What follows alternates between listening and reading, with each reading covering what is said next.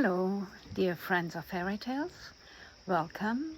My name is Jadwiga, your fairy tale teller.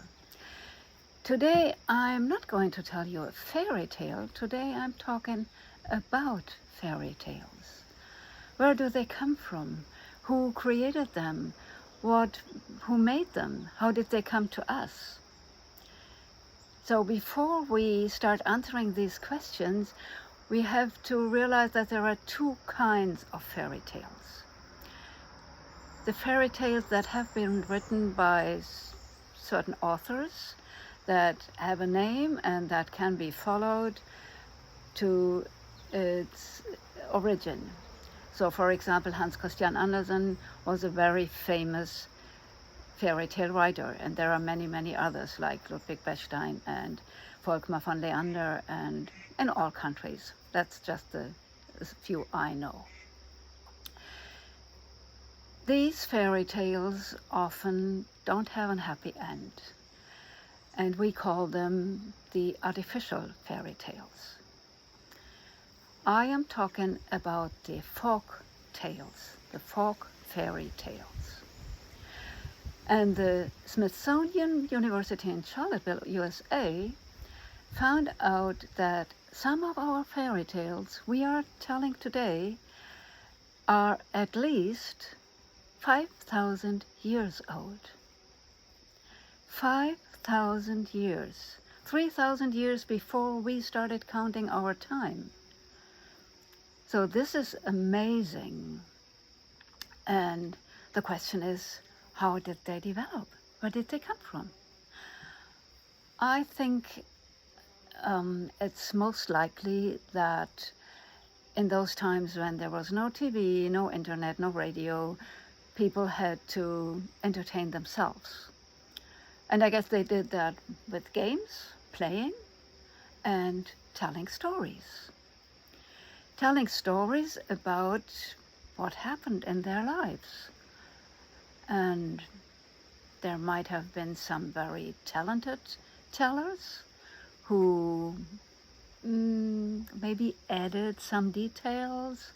And in general, the people in those times had a much closer connection to nature. I guess they talked to plants and to animals, and they had a communication with them.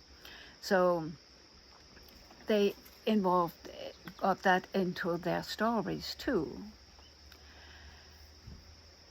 And one thing that occurs in all the fairy tales are the symbols. The symbols are the same, like, for example, in our myths and legends. It's the same symbols that are used in the Bible, and it's the same symbols that we create in our dreams. So these symbols, that's other scientists, who found that out. These symbols are engraved in our DNA. So you won't be surprised that they are understood worldwide. No matter where you live in the world, no matter what culture or religion or history you have, these symbols are understood by everyone, and especially by children. Because children still have this access to the world that is not only ruled by our brains. Now, there are people who started to collect these stories, like the Grimm's brothers and many others. They started to travel around and ask people to tell these stories, and they wrote them down, and they had friends who knew about their passion. When they heard a story, they wrote it down and sent it to them, so that they were able to put them all together in a book.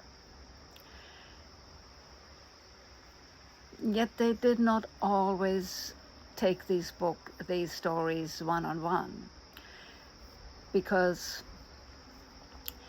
originally these stories have not been told for children. They were told for grown-ups, and the children were sitting around and listened to them too. And only in the 17th and 18th century, when people said, oh, we start using our brains, we don't believe in any nonsense anymore, they said, these fairy tales, you can't believe that is not true. So we put that in the children's chamber. Fairy tales are good for children, but not for grown-ups. We are too smart to believe in that stupid stories. And since the original stories had been quite direct and quite erotic part-wise, the Grimm's brothers thought they had to clean them to make them suitable for children. But still today, we tell and read these stories. And this is surprising because we have so much really good literature, classic literature and old literature. But these stories are much, much older, and they still touch our heart. And I think this is because of the message they give us.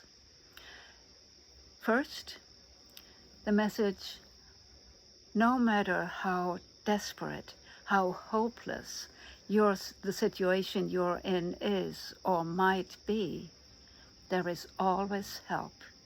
You're never alone. There is always help to help you out.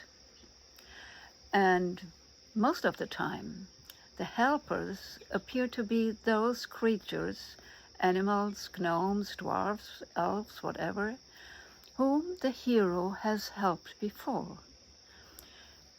He or she has helped from an open and warm heart because they were compassionate and they gave others who needed it more than they themselves. And this is the other message of the fairy tales. A good person, a warm-hearted person, a compassionate person will always find a happy end.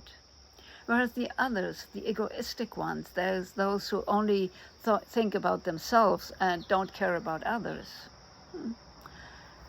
Most of the time, they don't find a good end. So maybe this helped you a bit understanding of our fairy tales, and there will be more videos about fairy tales and how to understand them. See you next time. Bye.